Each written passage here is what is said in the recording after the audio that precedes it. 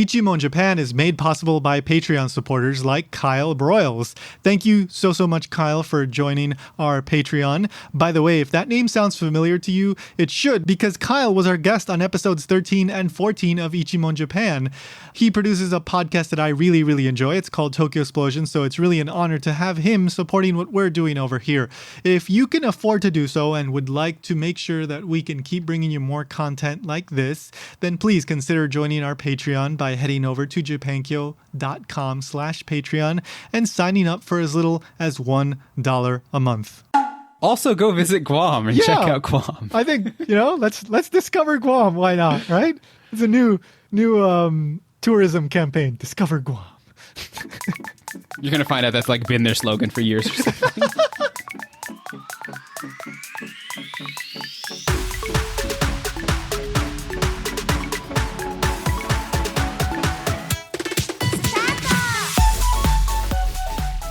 Welcome to Ichimon Japan. I'm Tony.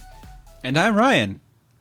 All right, so... and I want to say welcome too. So welcome to Ichimon Japan. Oh, there you go. Yeah. Well, you've been welcomed twice. This is a special episode. Yeah. It is. It's a listener request. Oh, that is kind of special. Yeah, it is. So we always ask for questions. Well, not every episode, but we put it in from time to time. You can send us questions to ichimon@japankyo.com because the whole concept of this podcast is that we ask a question, one question. That's what Ichimon Japan means, and then we try to investigate and try to answer that question in order to learn something about Japan. And so we got a couple of listener questions. Today we're going to talk about one of them, and it was from Rod Takahashi in Hawaii, where I am. So, hey, Rod, thank you for sending in the question. Hi, Rod. Hey, Rod. So let me announce today's question, and we will keep discussing after that. So today's question is, why do Japanese people love Hawaii so much? Because Hawaii's pretty nice. Okay, thank you. Join us next week. I mean, that is one of the reasons. That is, like one of the most straightforward reasons. Hawaii is a pretty nice place. I used to live there. It was nice. Yeah. So just a little bit of background here. So like I said, I live in Hawaii. Ryan is in Japan, but for several years he lived in Hawaii as well. Yeah, I was there for 4 years. Are you like 8 years now? Let me think. Around 6. Oh, okay. Yep.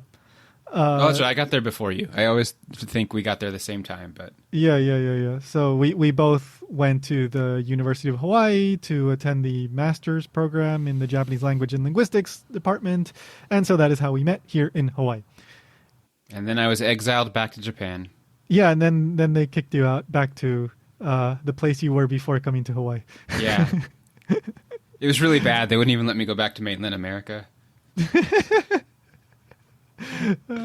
So, Ryan, are there a lot of Japanese people in Hawaii? Yes. Are we talking about like actually from Japan or like descendants of Japanese people? I mean, the answer to both is yes, but it is two different groups. Exactly. The answer to both is yes. At any, we're talking about, yes, like you said, individuals of Japanese ancestry, Japanese Americans. We're talking about like transplants, so people that perhaps they came here for school and they stayed, or it was a Japanese person that married somebody here and they stayed to live here. And also, usually, there's a lot of tourists from Japan here in Hawaii as well. And I think if you've ever come to Hawaii, you notice that pretty quickly.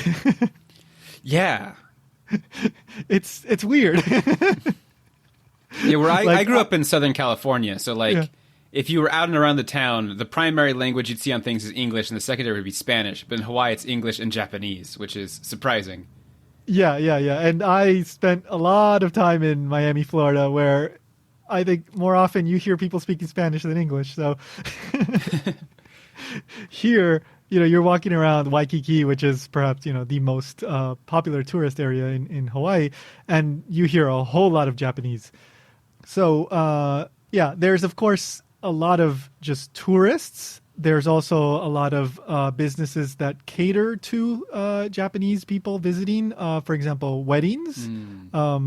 I had a friend from, he was living in Osaka at the time. I believe it was his future wife, his soon-to-be wife, wanted to get married in Hawaii. Like, that was her dream. And so she ended up coming here. And that was before I moved to Hawaii. So I didn't go to his wedding. I went to his party afterwards in Japan. There's tons of like tours, right? So tour packages, JTB, and all these travel companies, they do a lot of tours for Japanese people, bringing them over here. So just to give before I get to the specific statistics, just one more example of how many Japanese people are here. A friend from Miami came to visit Hawaii one time, and he went to a popular like breakfast place in Waikiki. And then we met afterwards, and he asked, there were tons of Japanese people. Why are there so many Japanese people here? So, yeah, there's a lot of Japanese people that love to visit Hawaii. So we're going to try to, one, just how many Japanese people come to Hawaii normally, and two, why is it that so many come to Hawaii? We're going to try to answer these questions. So just to give a general idea of, relatively speaking, are there really that many Japanese people that come to Hawaii compared to other groups? So according to 2019 statistics, there were a little over 10 million visitors to Hawaii, and that includes everybody. So I think the total was a little bit over 10.5 million. And Japanese people made up about almost 1.6 million of that. Okay. Yeah, 1,559,000. Thank you. Yes. So we counted to the last person. We stood at the airport and counted everything. Yeah, this was a lot of research for this episode. Yeah. Sorry. That's why it took so long, Rod. We had to go to the airport. We used one of those tickers. And It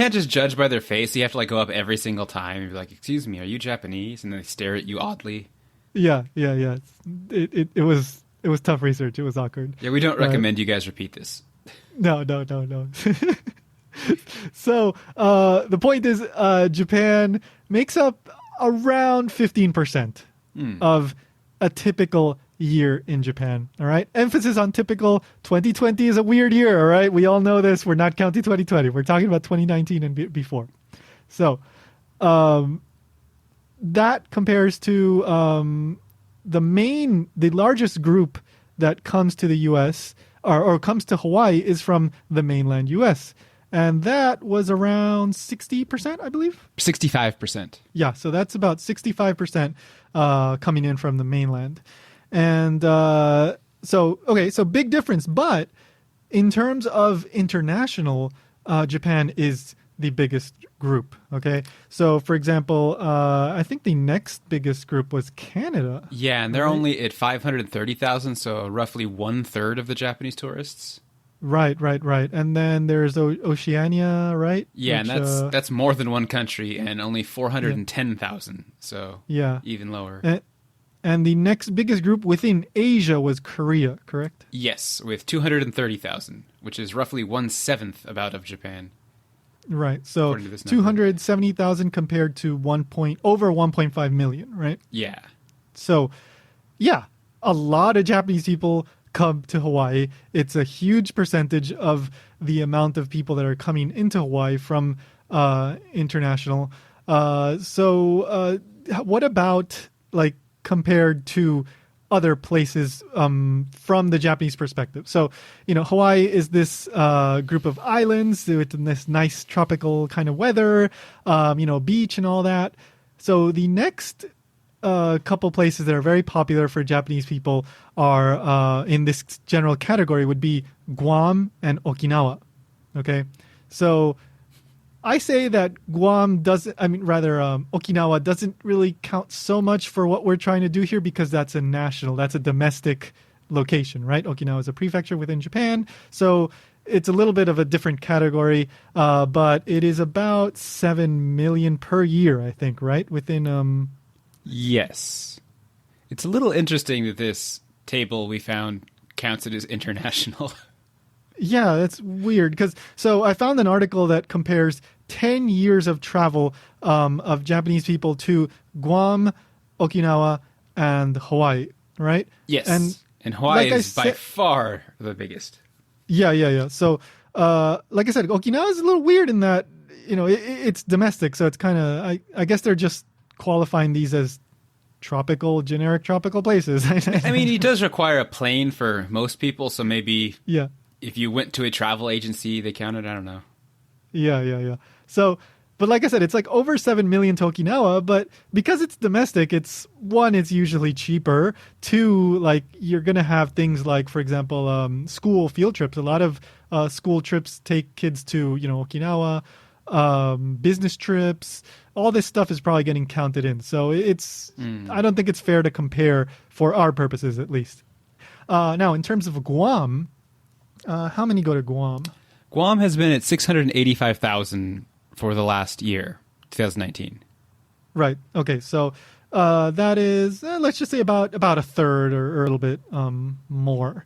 Yeah. So, a lot of people do go to Guam, but still Hawaii is way more popular. And the popularity of Guam had a big surge recently, but then it kind of started dropping again.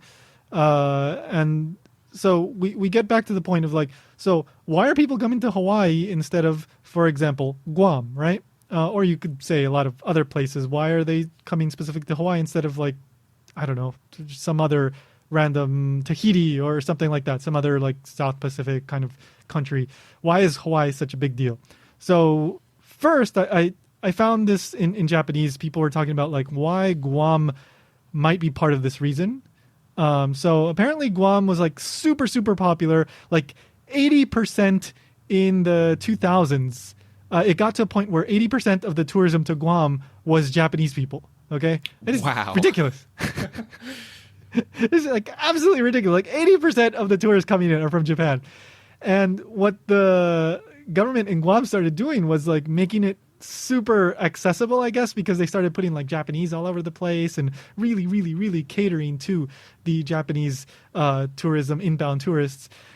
And the theory is that ended up kind of making it less appealing because it felt like you were basically within Japan. Everything was in Japanese.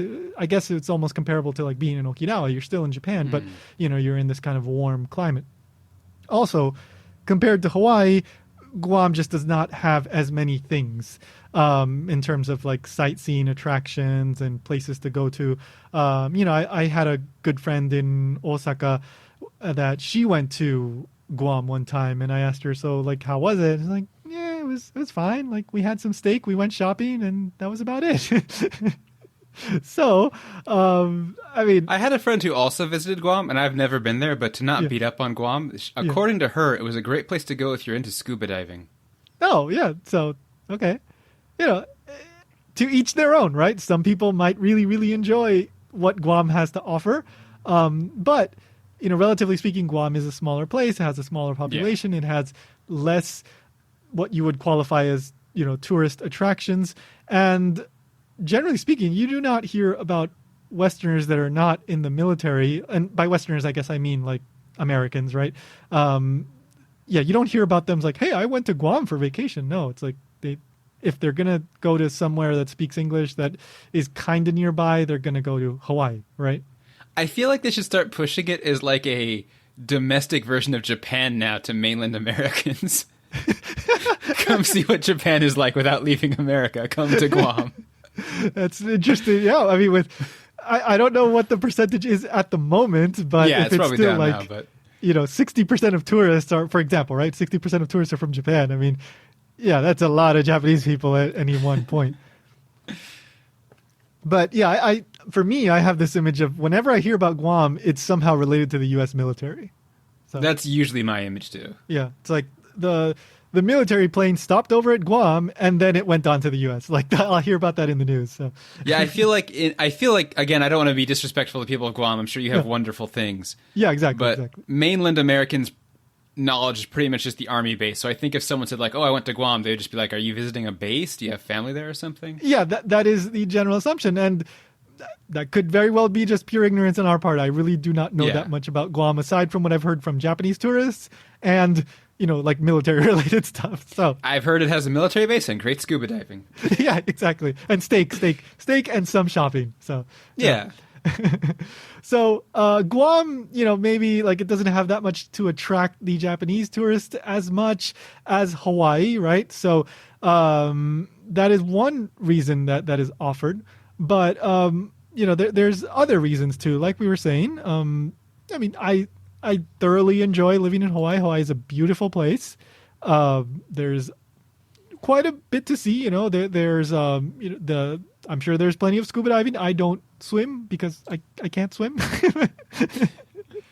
I have done scuba diving in Hawaii. It was quite nice. It was the only time I've done it.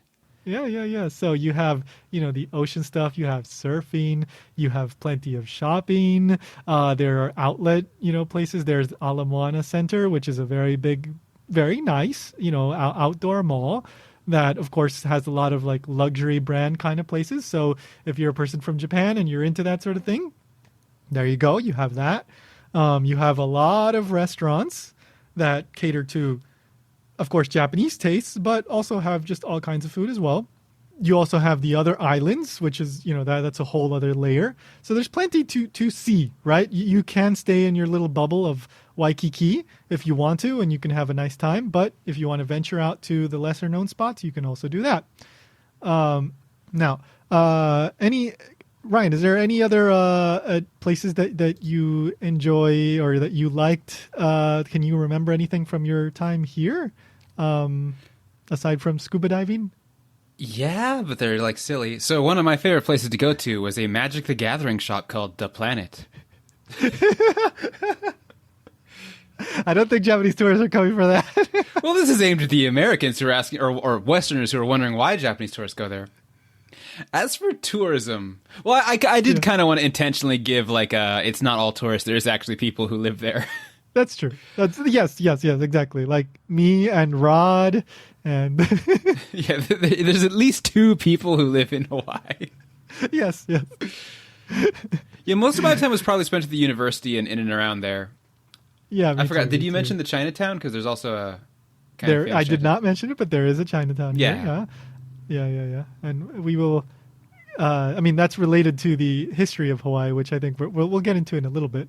But I mean, there's Diamond Head. Diamond Head, of course. Yeah. I've been there many times. Pretty much whenever somebody visits, Diamond Head is, if I remember correctly, it's an inactive volcano, and there's a very popular hike that ends with a very nice view. And whenever somebody comes to visit, I'll usually take them there. And it's very close to Waikiki, and it's fairly easy to get around within the Honolulu area, which is, the main city in Hawaii. So as opposed to like a lot of other big cities, especially like on the mainland US, you don't have to rent a car usually. You can get around with the bus or do like a bus tour kind of thing. And it's just pretty convenient. So I think that is another reason. Yeah, I lived there 4 years, and my transportation was entirely using public buses or my own bicycle, and that was perfectly fine. Yep. Either I go buses or I walk, and whenever possible, I just walk. So I think we rented a car once to go to Costco, and that was it. Yeah. Like most other places, Costco is a little bit out of the way. It's mostly just because you have so many things; it's hard to like carry them back. Yeah. So, interesting little tangent here, but just another proof of how popular Hawaii is with Japanese people. You do every once in a while like spot celebrities, Japanese celebrities here. Some celebrities do live here as well. One that I remember specifically living here is Tsunku, who is the producer of Morning Musume. He, the idol group Morning Musume, they were quite popular. I think he even had his daughter enrolled in school here. I've been with a friend, and she spotted, one very well-known actor. I don't remember his name because I don't really follow actors that much. And we were in a supermarket. She's like, "Oh, it's that guy with his wife," and she got all excited. Other comedians and stuff. They love coming here, and it's just easy to come here. There's a lot of flights. There's it's easy to get here, and you can get here basically in like a 6-7 hour flight. So you can do it it's basically like taking the night bus from Osaka to Tokyo, right? Yeah. Probably faster. So very convenient in that regard. Let's take a little break here, and then we'll get back. I want to discuss a little bit of the, like I was alluding to, the history, because there's a lot of interesting aspects to the history that led up to what the tourism industry is today in regards to Japan. So we'll be right back. Hey, just a couple quick things I wanted to mention. First of all, please remember to subscribe to Ichimon Japan on whatever podcast app you're using. Not only does that ensure that you get every new episode when we release it, it also boosts our rankings on Apple Podcasts and all those platforms, and that in turn helps more people find the show. So if you're enjoying the show, that is one very easy and totally free thing that you can do to support what we're doing over here. Also, rate, review, and please tell a friend if you can. For example, if you really enjoyed our train episode or our episode about Ponyo, you know, the movie Ponyo, then please go ahead, just send that to a friend. Tell them, hey, I think you might enjoy this. All right? We would greatly appreciate it. And second, the latest episode of Japan Station Podcast came out on June 1st. If you haven't listened to it yet, I recommend it because it's with a really, really interesting guy. I interview Bobby Judo, a comedian and TV personality working in Japan, and we talk about a whole bunch of stuff, including hunting iguanas in South Florida and the usage of Japanese honorifics. He tells a really funny story about a convenience store employee that didn't quite get the usage of a certain phrase that involved honorifics. So go check that out. You can find it at japanstationpodcast.com. Just find episode 40. Or, of course, you can just look up Japan Station on whatever podcast app you're using and check out episode 40. All right, so let's get back to the show. All right, so going back to that history that I was alluding to, I think there's a lot of interesting factors at play in Hawaii that make it uniquely suited for this, I guess, super popularity with Japan. So if we go really, really far back, like all the way to like 1868, you start to get Japanese like systematic immigration to Hawaii. Now, I guess the term immigration is debatable since many of them intended to go back to Japan after fulfilling their contracts working in like the sugar plantations and all that, because that's how a lot of people from the outside came to Hawaii during the 1800s to work in like sugar plantations and whatnot.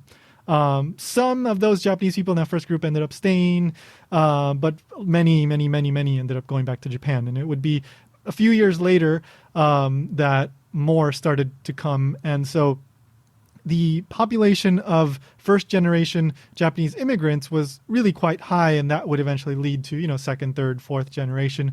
And really what I think is that, you know, one, there was already a presence of, for example, Japanese restaurants and shops catering to Japanese needs, an awareness of Japanese culture, and also people that had a facility with the Japanese language.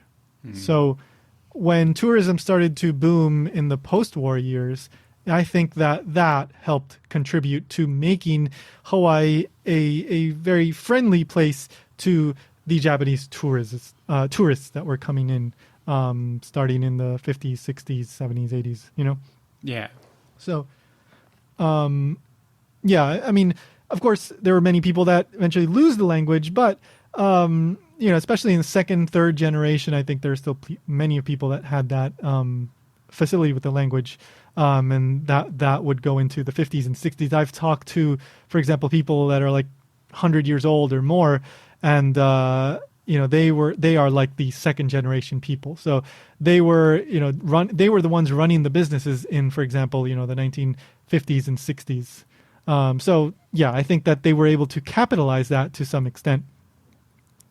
Now, when we get into the post-war years, we get into, you know, this is when Japan really started to, like, the war is over, you know, the U.S. and Japan are no longer enemies. So now Japan has its booming economy in the 50s, 60s, 70s, and they start to go abroad, right, to spend their money abroad. And one of the places that they start coming to is Hawaii.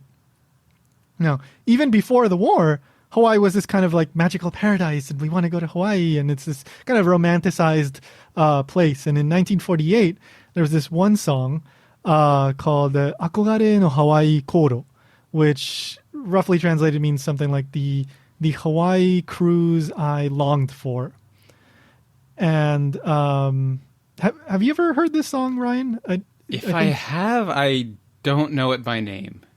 Okay, so it's 1948, so it's very much of the time. Like when you hear it, it sounds like exactly like a 1940s Japanese song.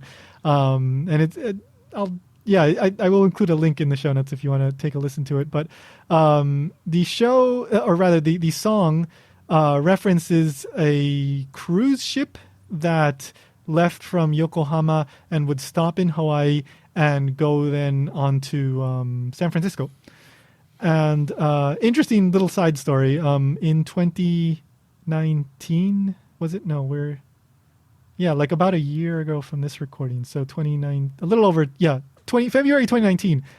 For work, I went to Peru, and we were doing a little bit of research on the Japanese community over there because there's a rather large Japanese community over there that has a somewhat similar history to those in Hawaii. They went to Hawaii to work in the farms and whatever. And we went to the Okinawa Center over there, and they had a senior kind of daycare program. And because we were there from Hawaii, they were doing their karaoke thing, and they played Akogare no Hawaii Kōro for us, like that the Hawaii song from 1948, and one of the persons was like singing it for us. So that was just kind of fun. But older Japanese people know this song. Let's put it that way. Anyway, so 1948, Japan is still getting over the war. Japan is not in a good place. Hawaii, even more so, I would say, like becomes this kind of romanticized thing. Like, oh, if I had a lot of money and I could leave Japan, I would love to go visit Hawaii. So it isn't until 1964 where the average Japanese person, if they have enough money, is able to go there due to like there were restrictions on travel from Japan, and I believe the U.S. military and the U.S. presence in Japan had a lot to do with this. But in 1964, travel to Japan becomes they start selling packages, right? Or I think it's 1963, 1964. It's right around then. And Ryan, so how much did a travel like tour package from Japan cost to go to Hawaii at that time? So at that time, a 7-night package tour for Hawaii from the JTB, Japan Travel Bureau, cost 360,000 yen. Mm-hmm. Which, to put it in perspective for 1960s money, the average monthly salary of a college graduate at the time was 20,000 yen. Yeah. So roughly 18 times higher. Yeah, exactly. 18 times higher, right? Just imagine you're earning the average the average college worker, let's just say they earn $1,000 a month, $18,000 to go on a package probably it was like a week long, I think. Yeah, 7 days. Yeah, 7 days. Night, so 8 days, I guess. 18,000, just I'm not saying this is the exact counterpart, but I'm just saying 18 times more expensive, right? Yeah, that's ridiculously expensive, right? The average person would never be able to do that, right? Like you would have to save for 2 years to still be able to, I don't know, like scratch together enough food to barely get by and still, be able to afford this trip. Again, this is just feeding into this whole idea of like Hawaii is this far off paradise where maybe one day if I become super successful, I can take my family, and it's this kind of life goal sort of thing, right? Mm. And this continues. It's still very, very expensive. In the 1970s, it starts to become something kind of that maybe the middle class might be able to afford if they really, really save their money. But it's just still, save for a year instead of for 3 years or something. Yeah. It's still quite expensive. Yeah. It isn't until the 90s where the monthly average salary becomes greater than a package tour, right? Yeah. And I think that was like around 1994. Yeah. And interestingly, and this is all from a very good article that I found in the Japan Times from 2015 that it goes into all this history. In 1997 is the peak amount of travelers ever to come to Hawaii in 1 year. and that was 2.2 million in a single year. And reminder, in 2019, it was a little over 1.5 million. So it's gone down a little bit. But interestingly, that, just right after the tour, just like 3 years after the whole, the monthly salary becomes greater than the tour, the amount it costs to go on a tour to Hawaii, it's only 3 years later that you reach the peak amount of Japanese people coming to Hawaii. So, Hawaii has this, and justifiably so, right? This reputation as a beautiful paradise and somewhere, you want to save your money to go to. And I think that is a major reason why, Hawaii was able to establish itself as this place that many people in Japan love to go to. I think it was in that same Japan Times article, it said that at the time, so 2015, 60% of the tourists coming from Japan were repeaters. Wow. Yeah. So, I mean, there are people, and I've met some of these people, they love to come. Like every year, they'll come 2 or 3 times a year. They have like a timeshare here, for example, or they have their own home here. They'll spend the winter here. There's many people that just love to spend time here multiple times. And then there's other people that just, they'll come to Oahu first, which is the main island where, in terms of population, where Honolulu is, but then they'll go off to the other islands, which are less populated, and have their own interesting, especially like natural attractions, right? Like, hiking and scuba diving and all that kind of stuff. So then we get into the 2000s, and this is another really, really interesting aspect of the history, because this is when Hawaii starts experiencing like a huge boom in terms of like food and culture in Japan. Okay, so it isn't anymore just this one group of maybe a little bit more well-to-do people that are spending money to come to Hawaii. Now people in Japan are spending money to eat food that is from Hawaii, particularly like pancakes and breakfast food. Let's go into first, before we get into the pancakes though, let's go into the loco moco thing. So, Ryan, can you explain the loco moco? Like explain what loco moco is, or explain the popularity of it? Let's start with that, just in case anybody is not aware what loco moco is. Okay, yeah, so that's kind of an interesting thing. So loco moco is rice, beef, usually like a hamburger patty style beef, and eggs. Oh, and some kind of sauce. Yeah, usually like a gravy. Yeah, gravy. That's what I was looking for. I couldn't think of the word. Yeah. Basically kind of all thrown together. Kind of and simple Hawaii, but tasty thing. Hawaii has a lot of interesting like fusion foods because there were a lot of, immigrant people from China and Japan and all these places in Portugal, and they just kind of throw it all together and create, interesting fusions. And loco moco is kind of it is a local creation. Let's just leave it at that because that's a whole other history, but yeah. But it's pretty good. I had it myself many times when I lived in Hawaii. And if you live in America but not Hawaii, there's a good chance you've never heard of it. Yeah. Yet in Japan, it is actually very famous. It's the most famous Hawaiian food, I think. Yeah.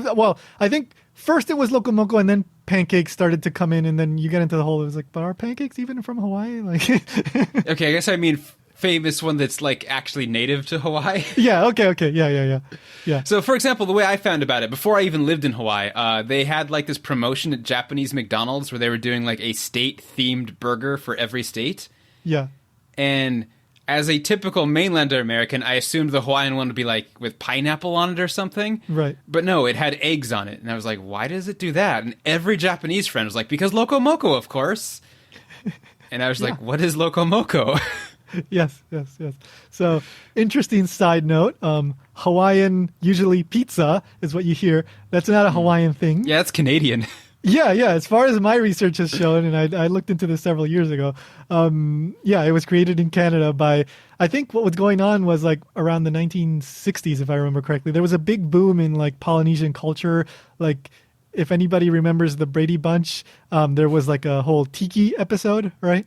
So that's a reflection of that whole kind of Polynesian boom. And so some guy in Canada just decided, I'm just going to make a Hawaiian pizza and throw some, it has pineapples. Let's just shove this on there. Yeah. And they probably have pizza. Yeah. So I can say from experience, Hawaii does indeed have pizza. Yeah, we do have pizza, and there is Hawaiian pizza here, Hawaiian blah, blah, blah, Hawaiian burger. That stuff is sold here, but just understand that it's not from here. I do want to, like, from my experience, I want to see if your experience is different since you've been there longer. Yeah. Hawaiian pizza for me in Hawaii seemed equally popular to it in the mainland in that most people didn't like it, but some people loved it. I think that's fair to say. I actually had leftover Hawaiian pizza this morning for breakfast.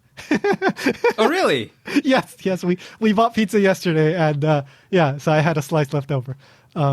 So there you go. I am one of the weirdos that love pineapple on pizza. So that was pure coincidence. I did not do that because I knew we were recording this episode. So I was gonna say, loco moco. So like you, I the first time that I ate loco moco was in Japan, and it was when I was studying abroad. I think it was probably 2007 or maybe very early 2008. I was in the school cafeteria of my college in Osaka, and there was a loco moco don, right? So, which is basically it already is like a donburi kind of. So. Yeah, I mean, a lot of times loco moco is already a donburi, which is rice with stuff on top. And I tried it, and I liked it. I mean, it's pretty basic, but it's all like it's a simple meal, stuff. but there's nothing to not like. It's just eggs, meat, and gravy and rice. Yeah, it's if you like those things, you'll like loco moco. Yeah, if you like, and you can have the eggs any way you like. Yeah. Unless you're in Japan, then it's over easy. Yeah. So that was the first time I had it. It's like, oh, okay, this is loco moco, and it's pretty easy to find in Japan, I think, usually. But now that you mention it, I think my school, the students have like a month, like every day is different and changes every month menu they can order from. I never do it, but I think once a month they have loco moco on there. Yeah, there you go. Yeah, even school, like kyushoku, like school food, they'll have it. It's technically not kyushoku, but yeah. Oh, really? Oh, okay. They have to pay for it. Oh, okay. I just because I call it kyushoku and the other teacher's like, it's not kyushoku. Kyushoku's free. And like, whatever. Gotcha. The school food. It's a technicality, yes. Although, don't they pay? Like, they bring in their kyushoku money too, right? Yeah. Anyway. I don't know because I'm not in the junior highs now, and I was never a junior high student. So we can do an episode on kyushoku someday. There is some interesting history there, but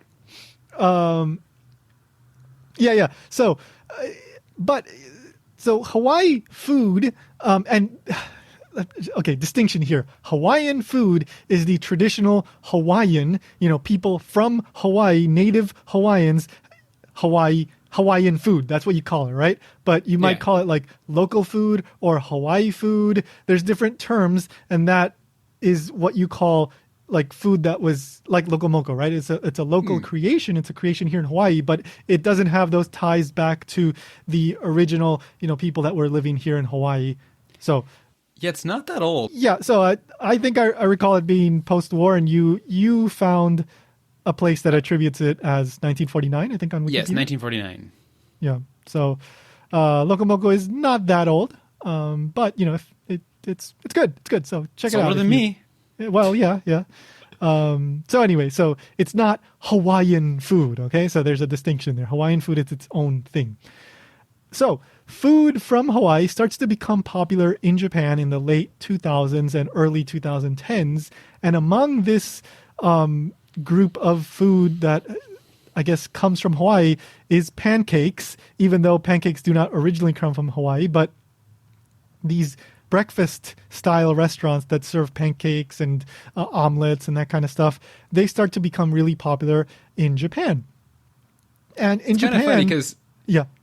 It's just like, from an American perspective, it's just a basic American food. Yeah. But because the Japanese tourist only had it in Hawaii, they attribute it to Hawaii. Yeah. So when I was in Japan around this time when pancakes were really starting to explode in popularity, and I hadn't been to Hawaii, I didn't know the history here at the time. So I was thinking like, what the heck are like pancakes doing here? And like, pancakes aren't Hawaiian. Like, what's the deal here? Like, it just did not make sense to me. That didn't stop me from having them, but I just didn't get it, right? And but there are a lot of places here in Hawaii that are popular for their pancakes, and I did a little bit of research. I think the main reason for this explosion in the popularity of these kind of breakfast places amongst Japanese tourists is Eggs and Things. Okay, Eggs and Things is this very, very popular chain of breakfast-style food restaurants that started here in Hawaii in the 70s. And according to one article that I read, there was one Japanese waitress at some point that was really bringing in the tourists in the Waikiki area, I believe.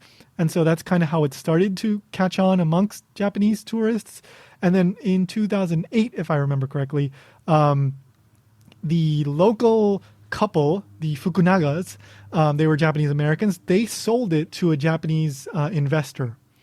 And now there are 3 or 4 places in Oahu, the main island where in Honolulu is, but there are like 20 or something like that in Japan. So there are way more in Japan. We have these Eggs and Things, and they have pancakes and stuff. And here's one little behind the scenes thing that I heard from somebody that worked at a company that sold the same pancake mix that Eggs and Things used to use. Apparently, and I don't know, I can't verify this, but this is according to somebody that is supposed to know. The Japanese investors stopped using the same pancake mix, and their pancakes are not as good as they used to be. I mean, that's always the case, isn't it? Yeah.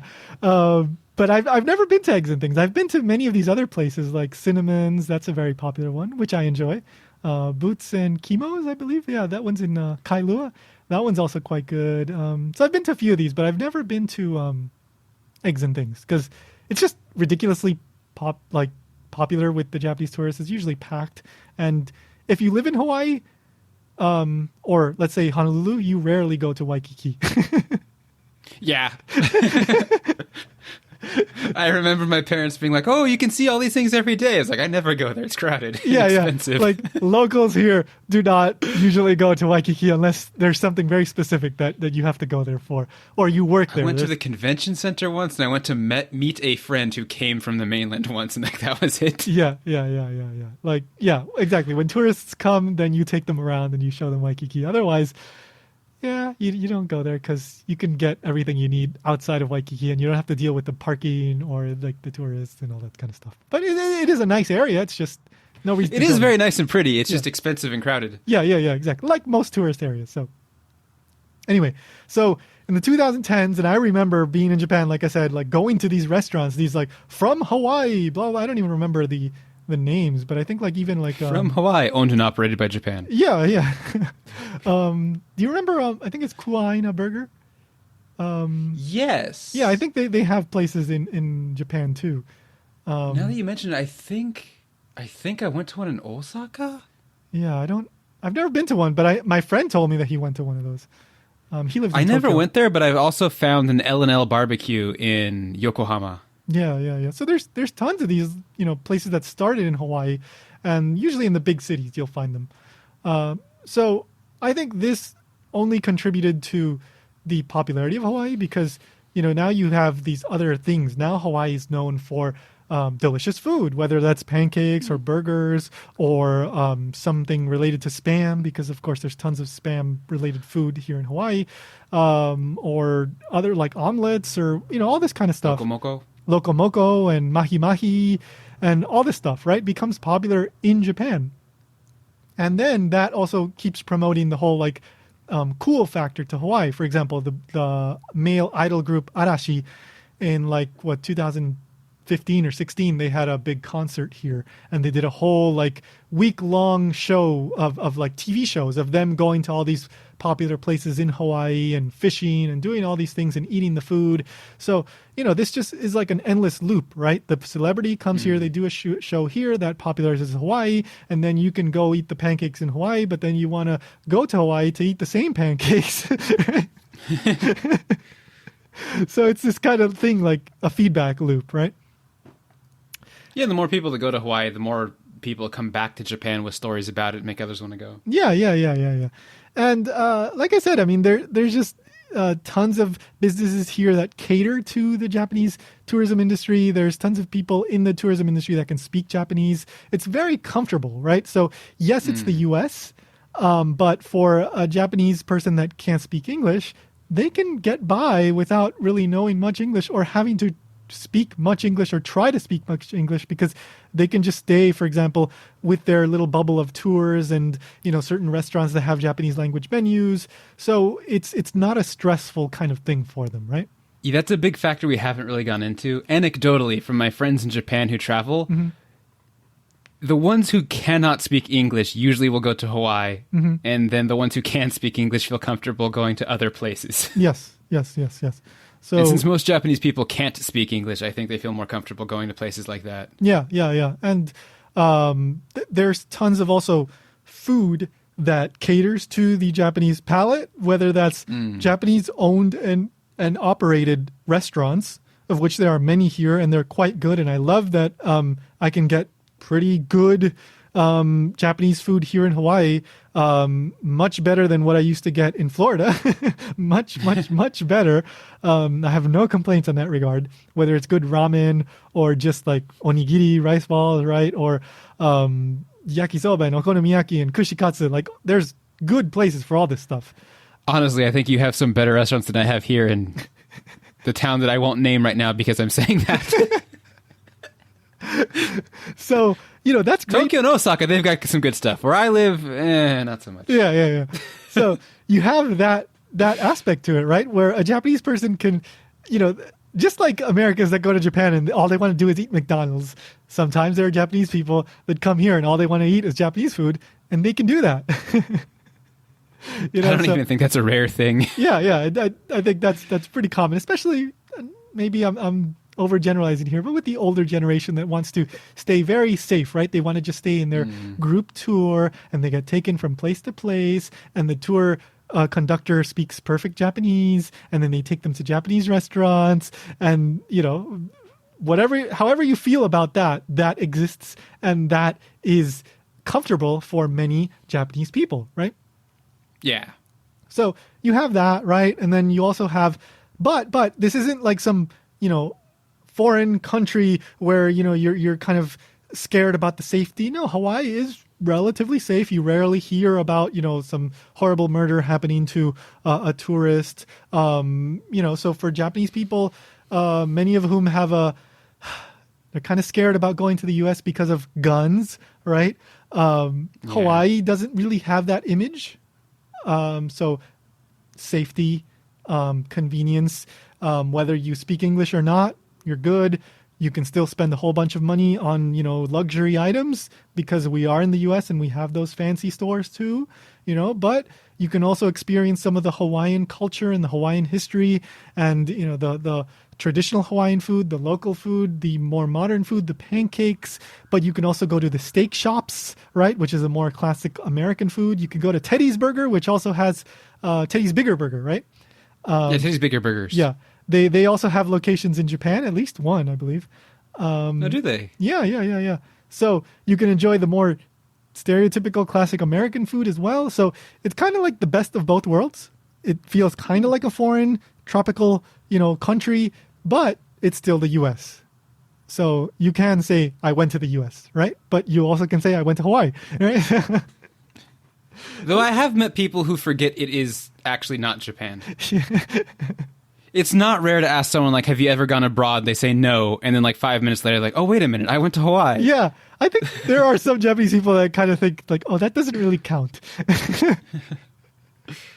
I think those are the ones who are mostly on the completely controlled tours, because it can definitely feel foreign if they actually leave that. Yeah. Foreign from a Japanese perspective, I mean. Definitely, yeah.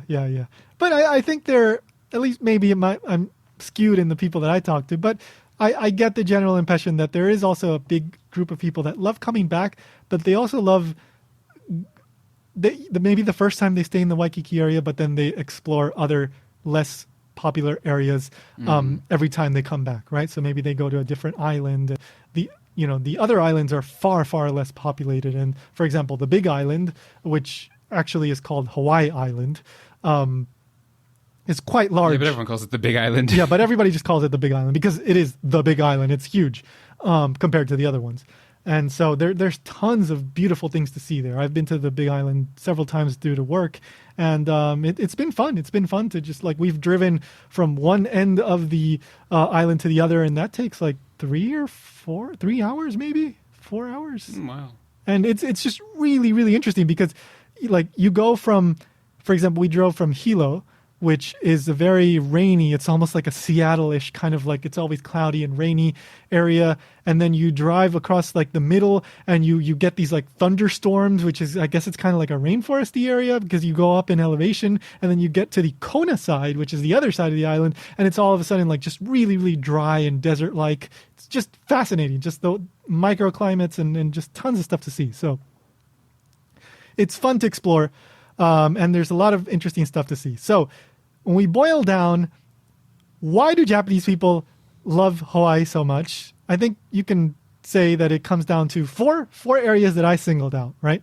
So what was it? CPMH. I boil it down to CPMH, all right? So convenient. It's easy to come here. There are multiple flights. You don't have to know English. There's food that's from Japan. So you can live in your own bubble if you want to. It's easy to get here. It's relatively inexpensive, probably, compared to, I don't know, going to some other less frequented places that would cost more because there's less flights and that kind of stuff. Although Hawaii, definitely. Hawaii is not necessarily cheap, but relatively speaking. It's not cheap, but it's like because it's a common travel destination, it's not as difficult or expensive to get to as some of the more out-of-the-way islands. Exactly, yeah. And then P is this whole paradise thing. It's a beautiful place. You know, you want to get away, for example, if you're some like salary man or office lady, right? And you're in the whole like, oh my God, every day I'm working until 10 o'clock at night. You want to just get away from that completely. Hawaii is a nice, alternative to that, right? It's a beautiful place. You can go to the beach. You can explore the rainforest and, go surfing and do all this stuff that is completely different from your average day to day. Then you have the marketing aspect, which goes back to that whole thing of like pancakes and, Hawaii just becoming super popular in Japan. Hula, for example. Hula experienced the boom. Or fura. Hura, yeah. A mutual friend of ours who we met in Tokyo, and I think you know who we were talking about, she got into Hawaii through hula. So, yeah.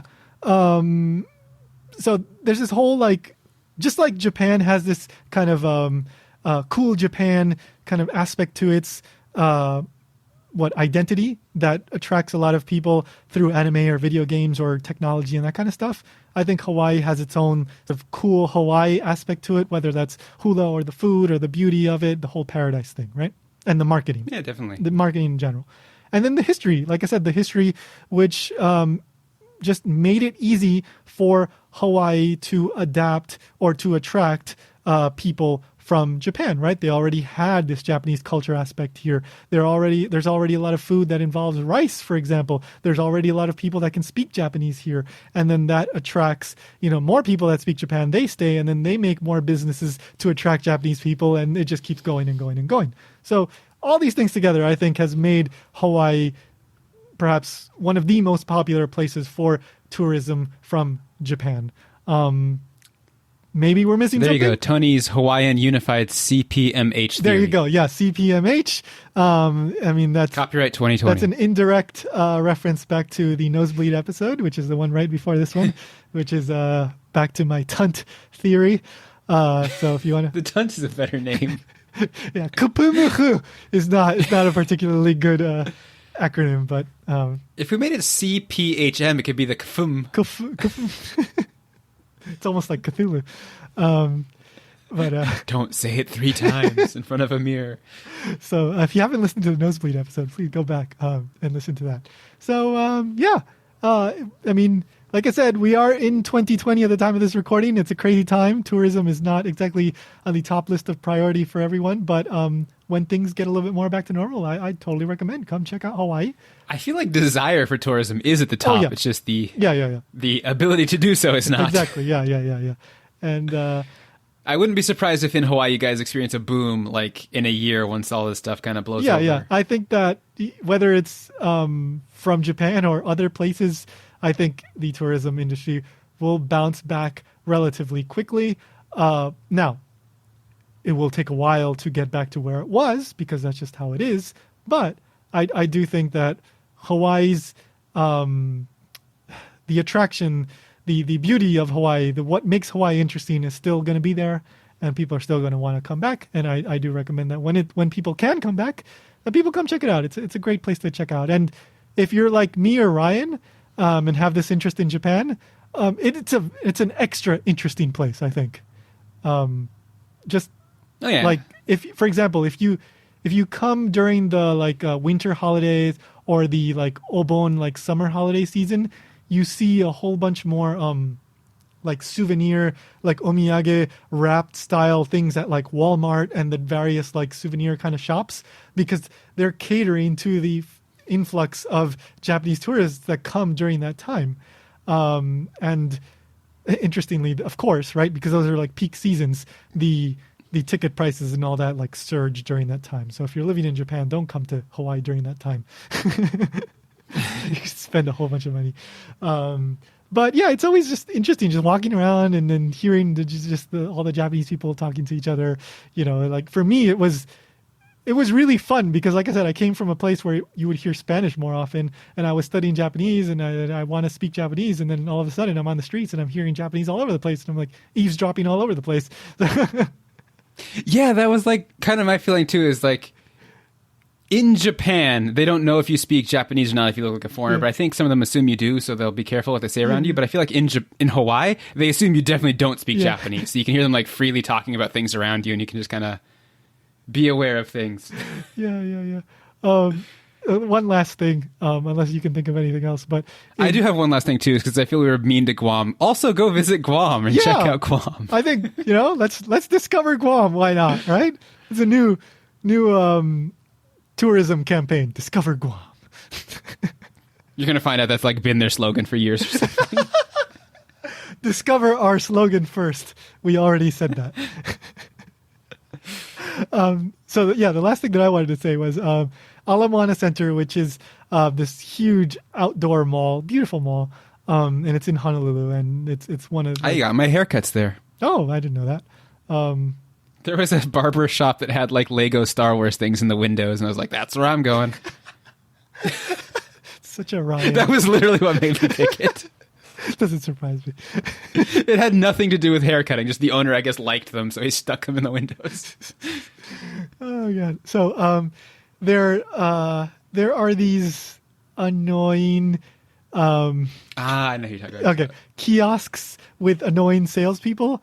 And of course, since there's so many Japanese tourists, they try to target these Japanese tourists, and they will say like really like offensive or crazy things to these tourists.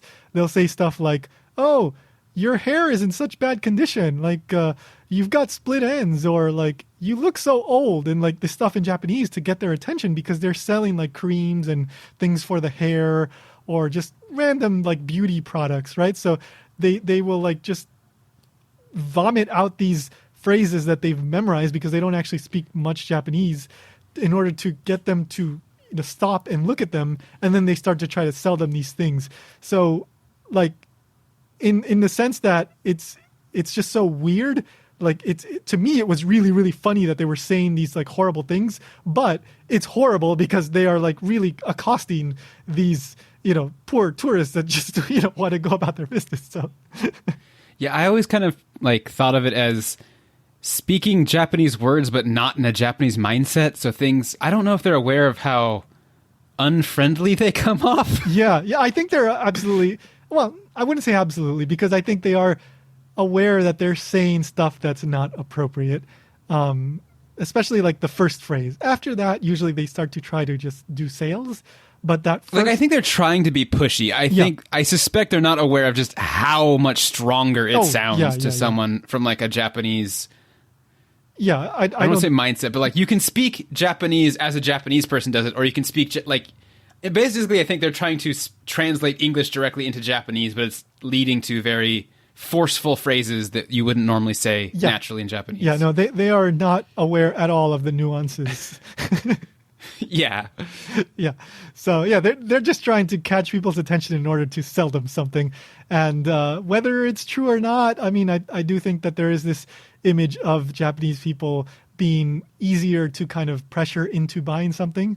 I don't know if if they would say that's the case compared to other tourist groups, but I do think that idea is generally something that people are aware of. But I've heard it's not necessarily they're easier to like push into it, but more that people not like mainlanders know the value of a dollar, so they're easier to not get ripped off. But Japanese people who are like trying to in their head quickly translate yen to dollars might not realize they're overpaying for something. That could play into it. And also, one of the articles that I found stated how so Americans as a whole, mainlanders, spend more money than Japanese people, but on a per day basis, Japanese people spend more because it was like $249 on average per day versus like 160 or 70 per day for Americans. The thing with Americans is that they usually stay a longer amount of time, so they end up spending more money than Japanese in the long run.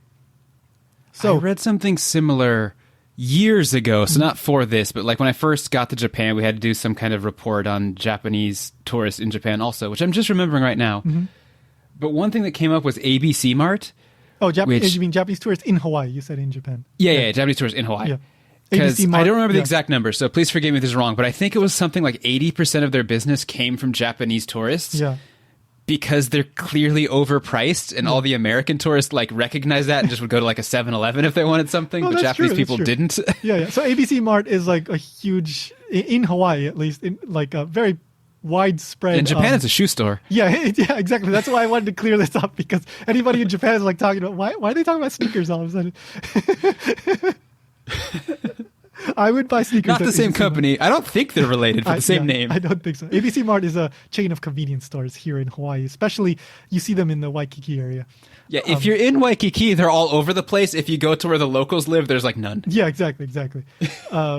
So yeah, but I mean, if you're from the U.S., you know how much a bottle of soda should cost in the U.S. So you're not going to spend double on that, But in Japan, you don't know how much things typically cost in the U.S., so you might be more willing to spend more, right? Yeah. Yeah. So, yeah, I think there's definitely the businesses here are probably aware of that, and they're not afraid to charge a little extra to the Japanese people or target them in order to get a little bit of extra money. Just like any tourist place. I mean, there's plenty of people like that, plenty of business like that. So yeah, there you go. Hopefully, that cleared up a bit of why there's so many Japanese tourists that come to Hawaii. So yeah. So in conclusion, you should all visit Hawaii. You should discover Guam. Yeah. And you should enjoy Japan. Yes. There we go. They all get their own verb. Yeah. Yes. All right. So if you have... When it's safe to do so. Yeah, when it's safe to do so. Exactly. Yeah. Don't do so now. Yeah. So if you have any other questions, Rod did send us another question, but that one is quite a monumental question, and we will get to that eventually. What is life? Yeah. We need to experience life a little bit more before we answer that one. But we will get to it eventually, because it was a good question. So I will leave it at that. But if you have any other questions related to Japan in some way, you can email us, ichimon@japankyo.com. It may take us a month or 2 or 3 to get to it, but we will address it in some way. We are always happy to hear from listeners. So again, very Ichimon, happy. Yeah, very, very happy. So ichimon@japankyo.com. So anyway, yeah, thank you for listening, and see you next time. See ya.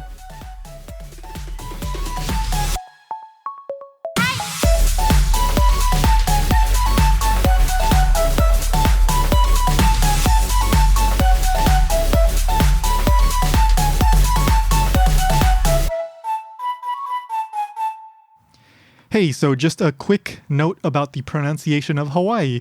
Throughout the entire episode, you heard us say Hawaii, and I can't believe I didn't realize that we should have said this during the episode. So here I am adding a little extra something to the end.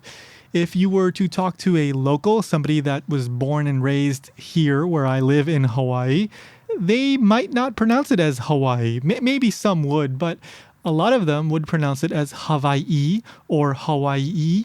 So just wanted to make that clear, because that little reverse apostrophe that you see in between the two I's in Hawaii, that is called an okina, and that is a glottal stop. Basically, like you hear in uh-oh, that little stop in the middle, so you would say Hawaii, and the W is pronounced like a V. So there you go. So if you ever come to Hawaii, now you know how to pronounce it.